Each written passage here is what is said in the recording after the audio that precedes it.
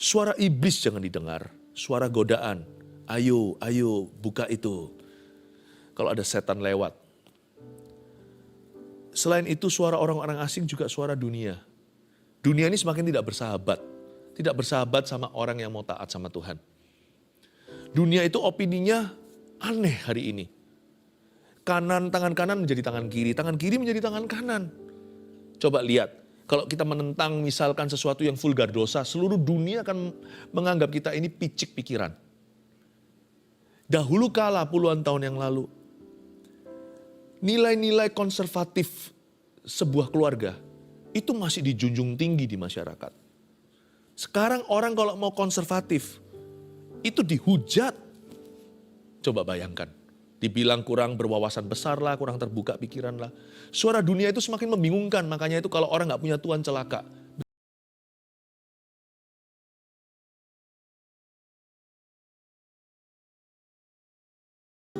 Dari hati kami terdalam, kami berterima kasih karena kami boleh jadi anak-anak-Mu. Thank you ya Tuhan, Kau sungguh baik. Tak kekurangan apa-apa kami ini. Masih punya keinginan, ada kebutuhan.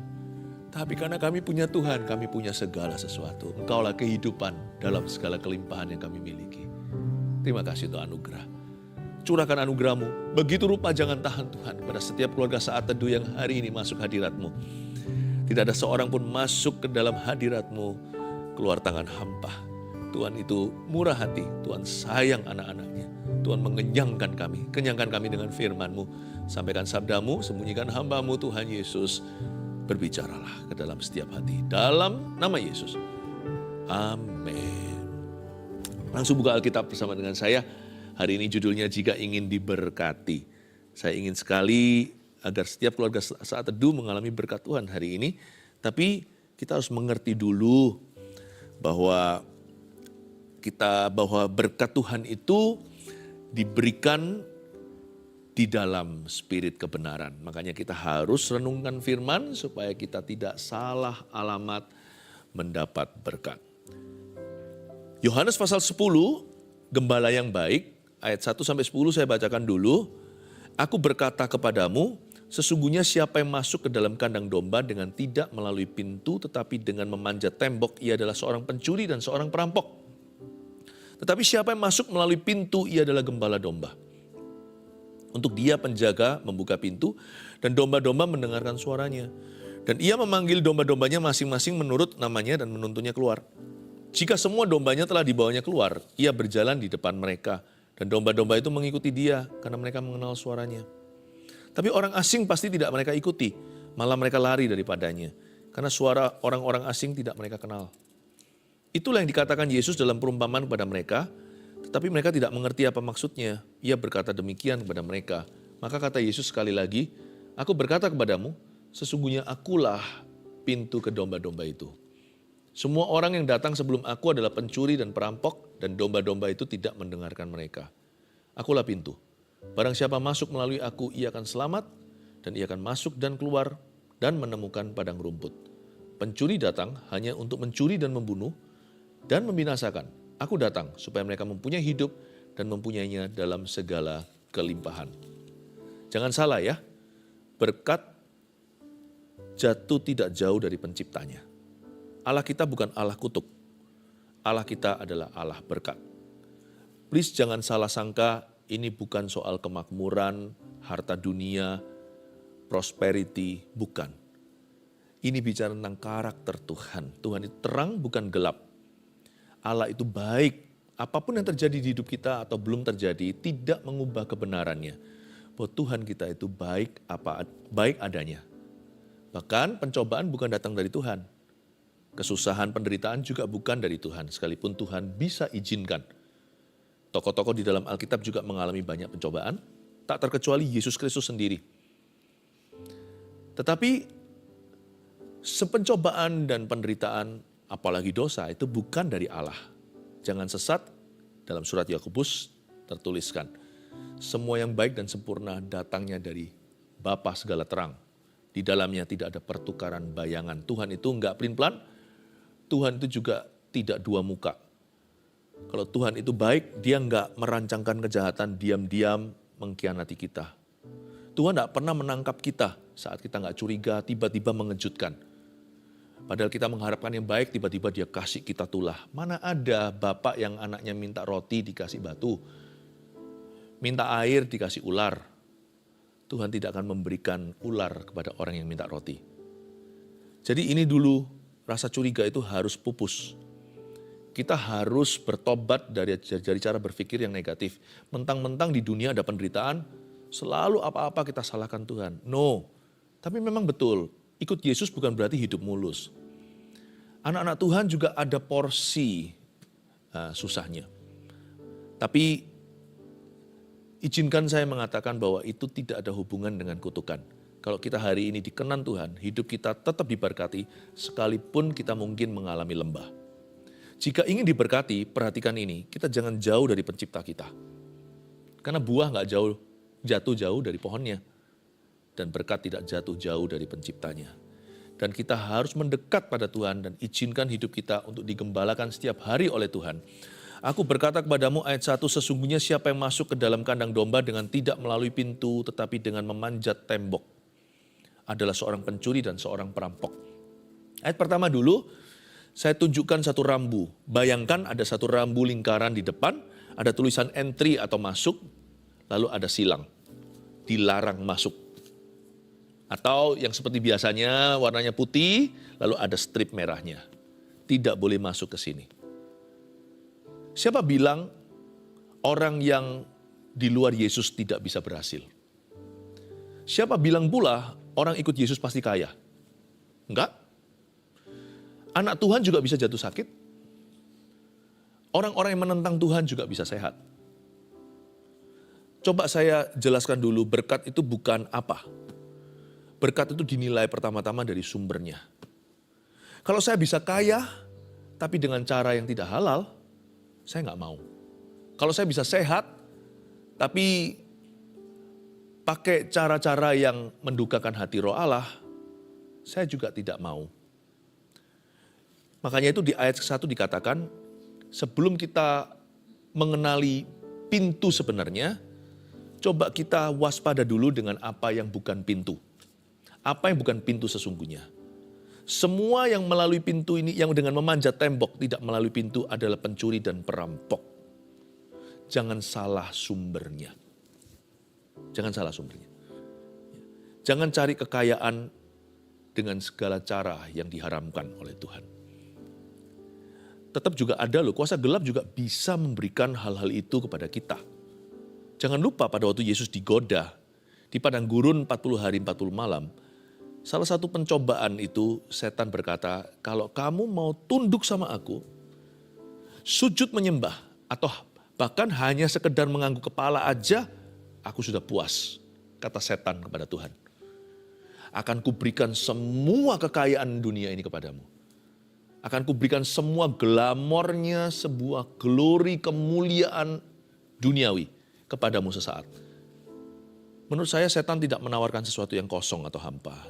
Dia memang punya ability, meskipun kemampuannya dibatasi. Setan itu masih tinggal di bumi. Tuhan Yesus belum datang kedua kali. Dia masih disebut sebagai penghulu dunia gelap.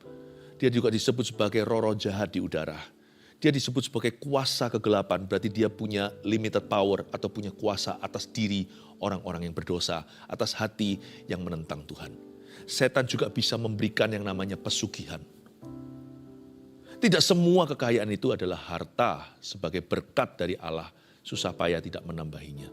No, kalau Anda bisa mendapatkan kekayaan, tetapi dengan cara menyangkali Tuhan, apalagi menjual Tuhan demi supaya karirnya mengalami promosi, jangan tempuh jalan itu.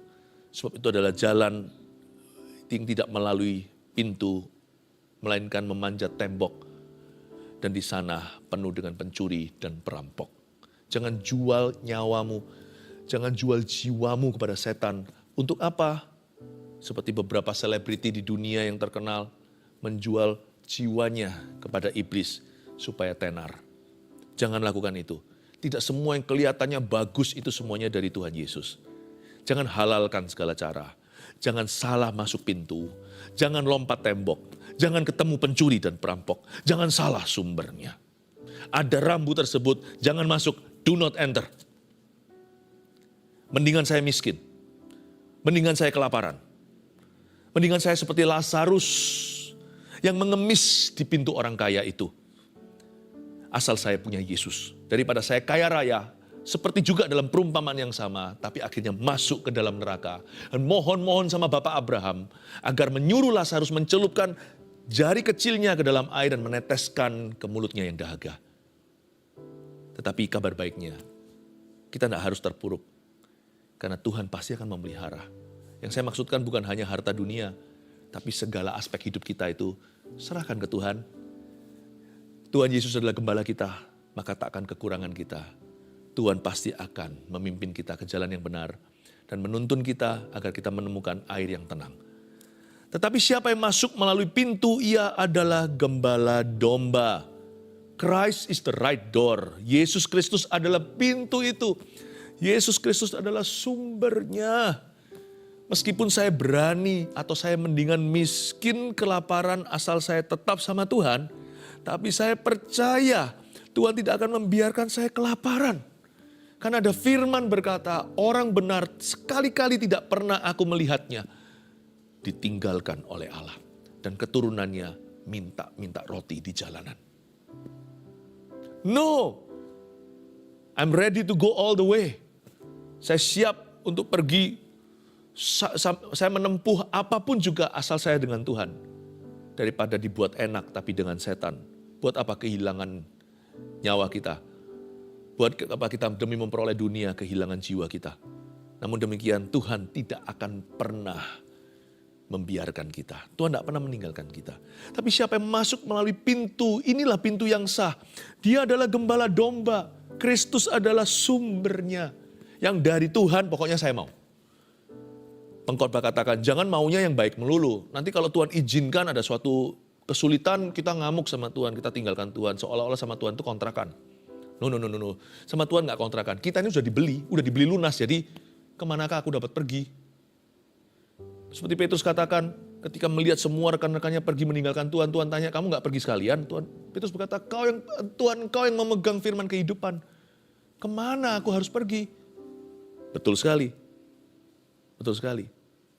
Kita itu harus tahu bahwa sama Yesus itu jangan hanya mau terima yang baik. Pengkhotbah katakan, masa kita hanya mau terima yang baik dari Tuhan? Bukan yang buruk menurut kita.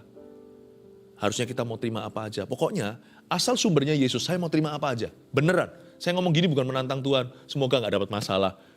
Tapi saya gak khawatir kok, saya gak curiga Tuhan kasih saya masalah. Kalau Tuhan izinkan ya itu memang fakta lapangan. Itu memang namanya realita kehidupan. Asal Tuhan beserta ya kan.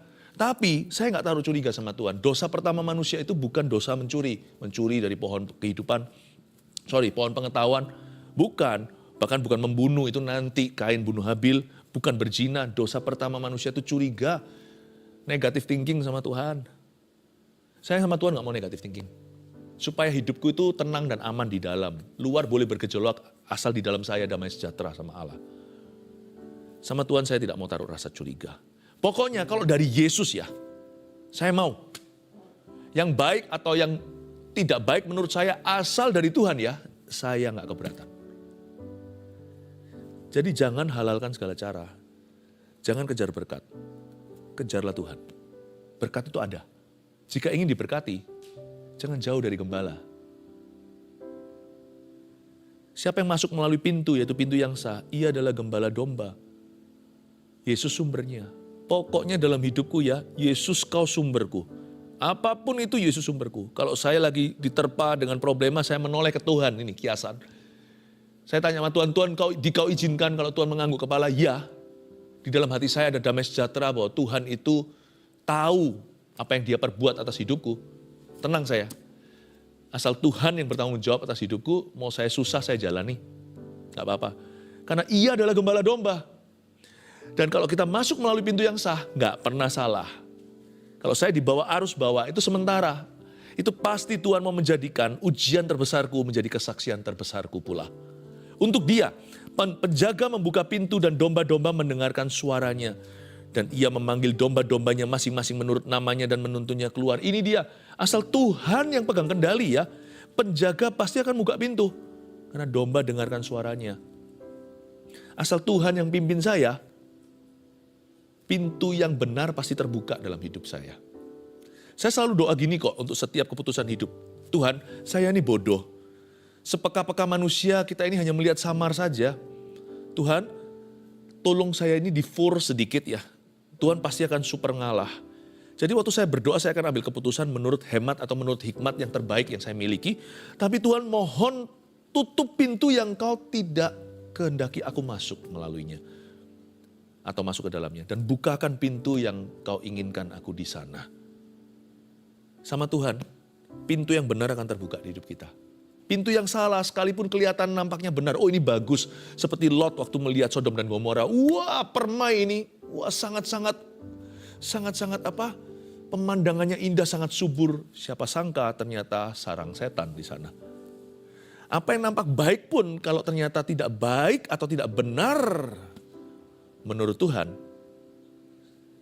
saya minta Tuhan tutup pintu itu untuk aku. Jadi saya ngerti sekarang, not every opportunity comes from the Lord. Tidak setiap kesempatan itu datang dari Tuhan. Jangan jadi orang Kristen yang aji mumpung di dalam hidup ini. Dan tidak semua rintangan berarti Tuhan tidak berkenan. Kadang-kadang ada rintangan itu justru menunjukkan bahwa ada peperangan. Berarti memang Tuhan mau kita ke situ. Hati kita sejahtera, kita tahu karena kita mengenal kehendaknya. Dan kita mengerti Tuhan mau kita masuk ke tanah Kanaan. Tapi ada orang Amori, ada kaum Enak, ada raksasa, ada Filistin di situ. Perang ya peranglah.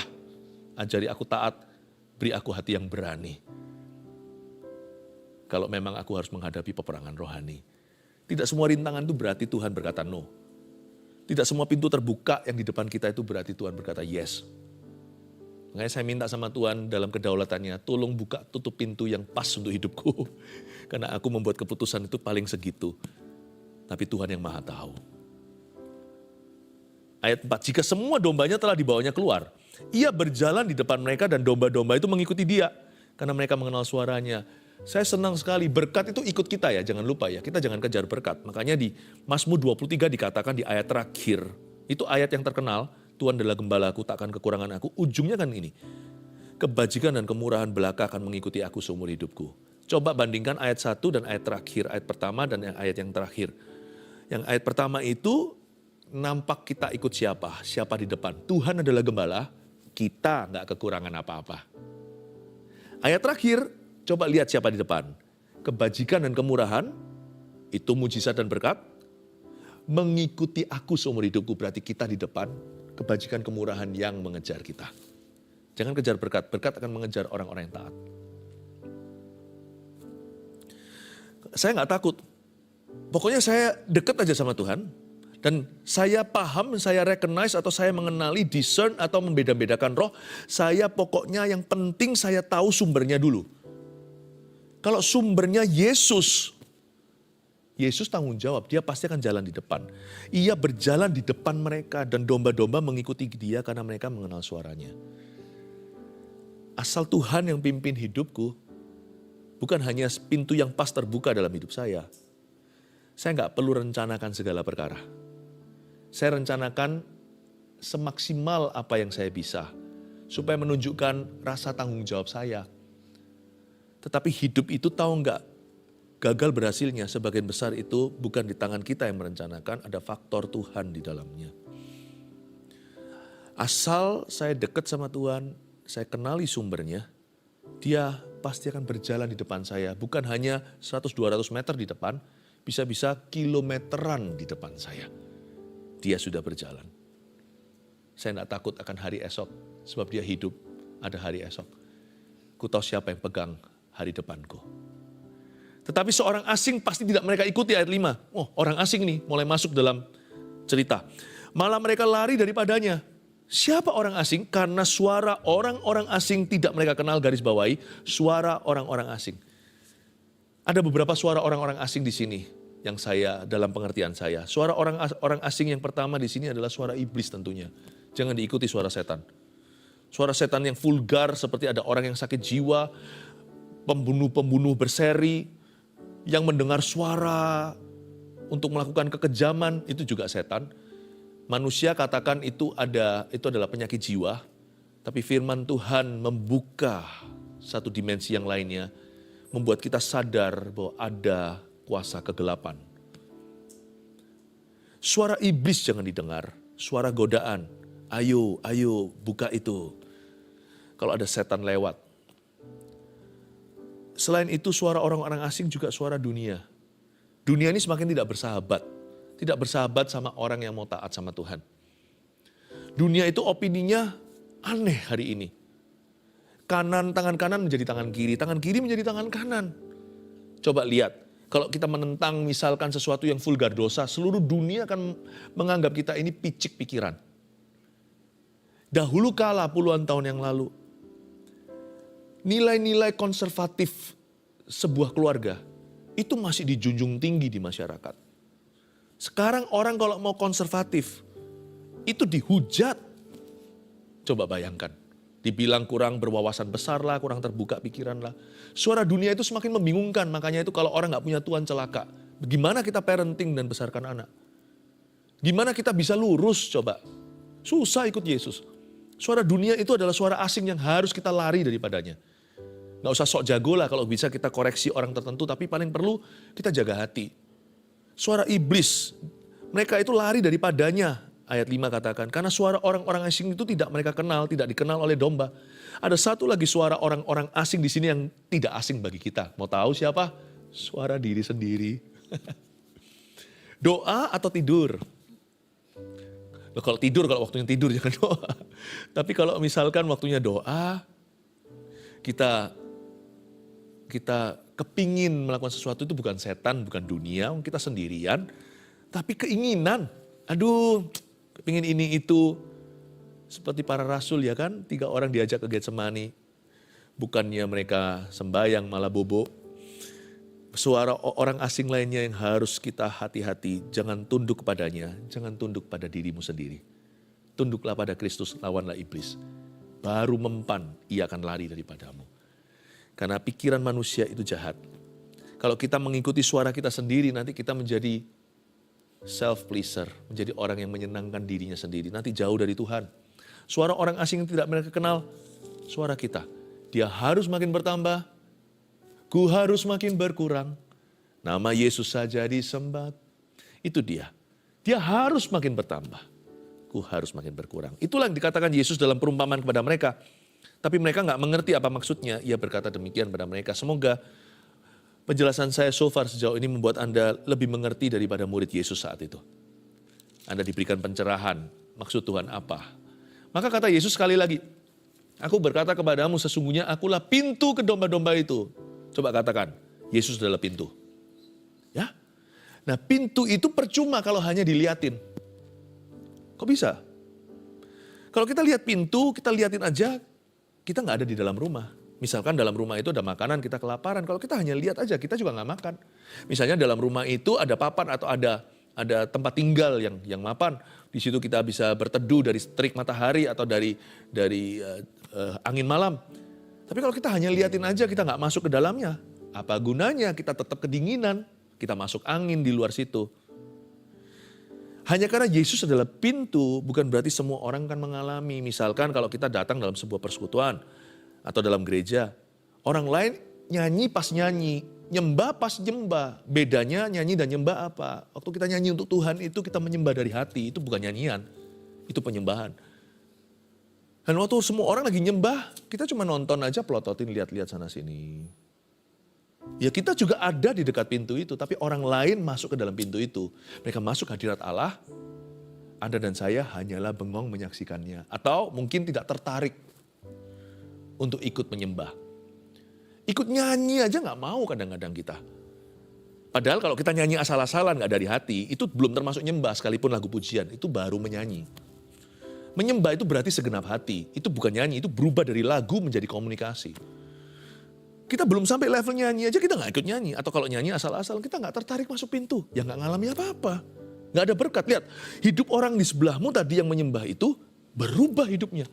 Tadi hatinya keras diubahkan sama Tuhan, tadinya sedih sekarang bersuka cita, tadinya gelisah gundah gulana sekarang damai sejahtera. Tiba-tiba ketemu Tuhan, dapat solusinya, dapat hikmat. Kita keluar masuk sama aja, gak ada perubahan. Akulah pintu itu dalam artinya. Akulah pintu itu berarti masuklah. Come in. Masuklah. Bukan hanya itu, nanti saya jelaskan. Bahkan keluarlah, bukan keluar dari hadirat Allah. Tapi tempat kita meluncur ke pekerjaan, pelayanan atau apa, itu harusnya ruang doa kita. Harusnya hadirat Allah. Kalau enggak keluar dari pintu itu, Anda enggak menemukan padang rumput hijau dan air tenang. Percayalah. Siapa mengandalkan kekuatan dan koneksi dan kepandaiannya, bahkan uang atau apapun atau posisi kedudukannya, lihat nanti ya. Keapesan yang enggak perlu yang terjadi dalam hidupmu. Bukan berarti kalau kita hidup itu dalam Tuhan selalu kita itu beruntung, ya enggak, tapi selalu disertai. Kita selalu menang. Itu sudah DNA, lebih dari pemenang. Itu Alkitabiah. Ayat 8. Semua orang yang datang sebelum aku adalah pencuri dan perampok, dan domba-domba itu tidak mendengarkan mereka. Suara asing tadi yang saya sebutkan, suara iblis, suara dunia, suara diri sendiri, hati-hati. Sebenarnya kalau kita itu mau mengalami Tuhan lebih atau diberkati, kita nggak perlu kok jadi orang seperti siapa yang super peka, yang bisa dengar suara audible. Jangan-jangan kalau orang dengar setiap saat audible tiap hari, mungkin dia nggak jujur, dia mungkin mengada-ngada. Sebab sebagian besar suara Tuhan yang bisa kita rasakan itu suara hati sesuai firman Allah. Jadi sebenarnya rahasia kemenangan kita dan berkat juga itu tidak terletak pada how much of God's voice are you hearing. Tapi seberapa jelas atau seberapa banyaknya, seberapa besarnya suara Allah yang Anda dengarkan. No. Tapi seberapa kecilnya suaramu sendiri kau hiraukan. Semua orang yang datang sebelum aku adalah pencuri dan perampok. Domba-domba tidak mendengarkan mereka. Kalau kita mau mendengar suara Allah lebih jelas, berhenti dengarkan suaramu sendiri. Kalau kita mau mendengarkan suara Kristus lebih jelas lagi, berhenti dengarkan suara dunia di sekelilingmu.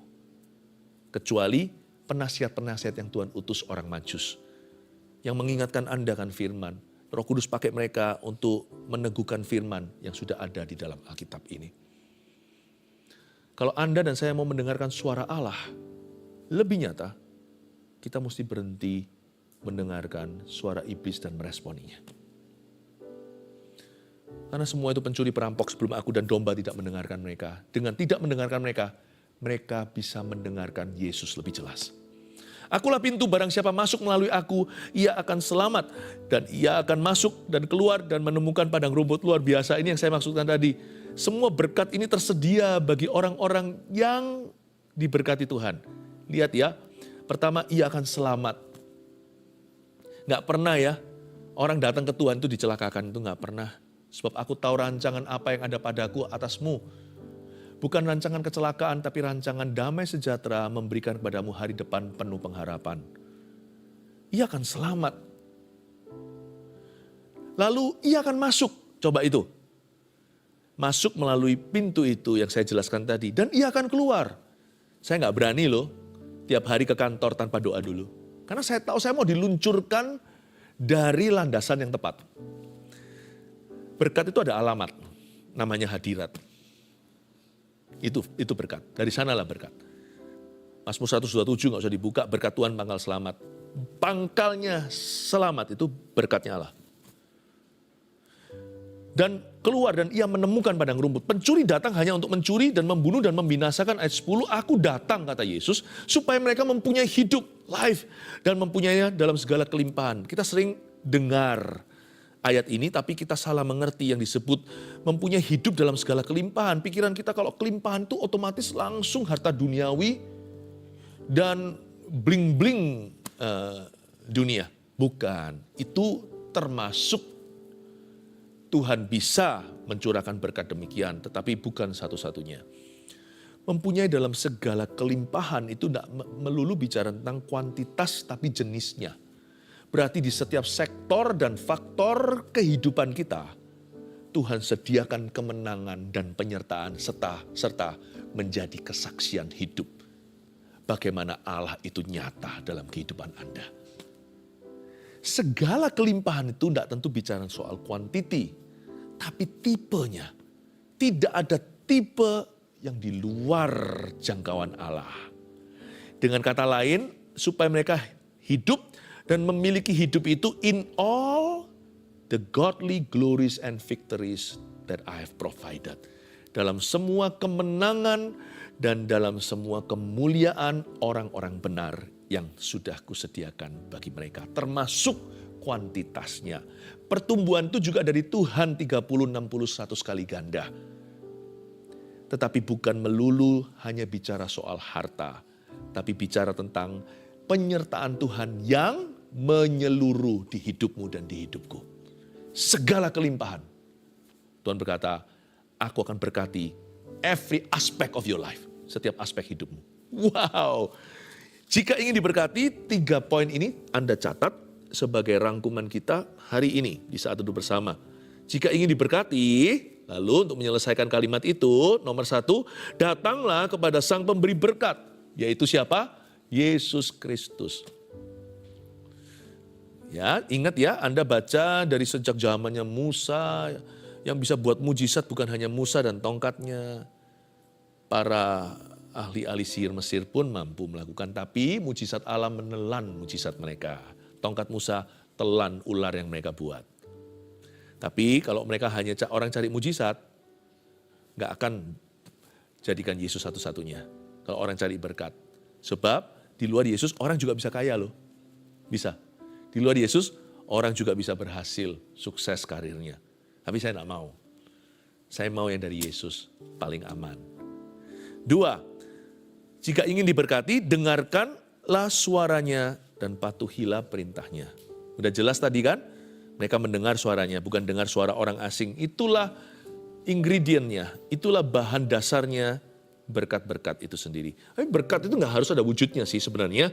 Hidup yang taat pada suara Tuhan, hidup yang taat pada perintahnya sendiri adalah sebuah berkat atau sebuah berkat tersendiri.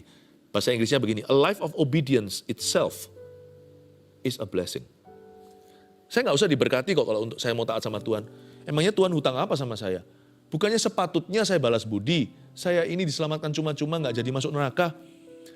Kalau saya bayar sama Tuhan seumur hidup saya taat saja, itu masih nggak cukup untuk masuk ke sorga. Jadi hidup taat sama Tuhan aja itu berkat. Nggak perlu saya diberkati gara-gara taat. Nggak perlu saya diiming-imingi, nggak perlu saya diberikan sesuatu, nggak perlu diberi imbalan, nggak perlu dikasih upah, nggak perlu dikasih balasan. Sungguh nggak perlu kebajikan kemurahan. Mau menderita seumur hidupku pun saya harus taat. Apa saya punya pilihan? Atau mending masuk neraka? Ya nggak mau. Namaku tertulis dalam kitab kehidupan, janganlah bersuka cita karena berkat dan mujizatnya, tapi karena namamu tertulis dalam kitab anak domba. Tapi jika ingin diberkati memang betul. Nomor 2 ini jangan diabaikan. Dengarkanlah suaranya. Dengar suara setan musibah. Patuhilah perintahnya. Coba nuruti keinginan sendiri nanti membunuh. Nanti gegabah, nanti emosi, nanti berzina. Terakhir 3. Jika ingin diberkati, ini hati-hati ya. Lawanlah iblis dan segala tipu muslihatnya. Memang ada spiritual warfare soalnya. Itu sudah fakta. Tidak bisa dihindari. Peperangan rohani pasti terjadi dalam kehidupan orang-orang yang mau taat sama Tuhan. Pasti. Iblis pasti akan menentangmu. Makanya itu hati-hati, larilah dari suara-suara itu, dan pencuri, perampok tadi yang disebut tadi, kalahkan setan dan tipu muslihatnya. Berkat itu datang sendiri, kebajikan kemurahan akan mengejarmu. Saya percaya ketika orang kuat itu diikat, rumahnya menjadi jarahan dalam kehidupan Anda. Dan berkat orang fasik akan dipindahkan kepada orang benar. Berkat dari bangsa-bangsa, dari seberang lautan, akan dipindahkan ke dalam kehidupan umat pilihannya. Keluarga Saat Teduh, God bless you. Mari kita sama-sama menghampiri tahta Tuhan sekali lagi untuk memperoleh berkat-Nya yang terindah. Haleluya. Mari angkat tangan, terimalah berkat dari Allah Bapa, Putra, Roh Kudus. Berkat terindah dari hadirat-Nya. Terimalah sejahtera dalam nama Yesus.